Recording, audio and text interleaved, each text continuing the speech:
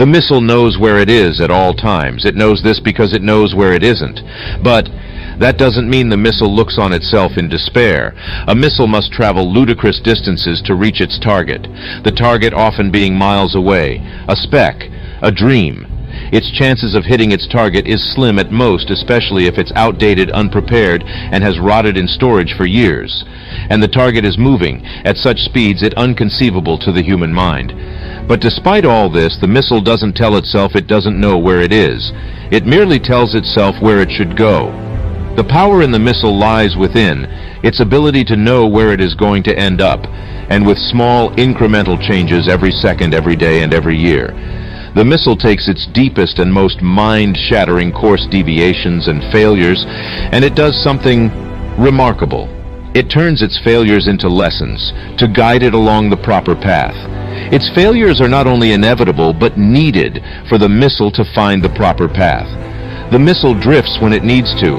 It doesn't burn all its fuel in a desperate state to reach enlightenment.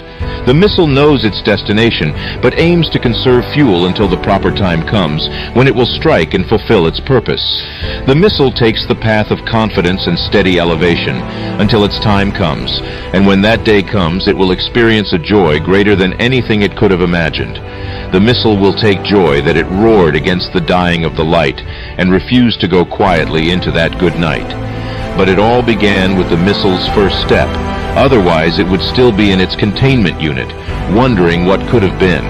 The missile knows its greatest lessons lays within its own fear, so it should embrace it and mold it until it has nothing to be afraid of, even welcoming the greatest of challenges, thirsty for experience. To the missile, its greatest fear will become not what will happen, but what will happen if it does not challenge its own fear.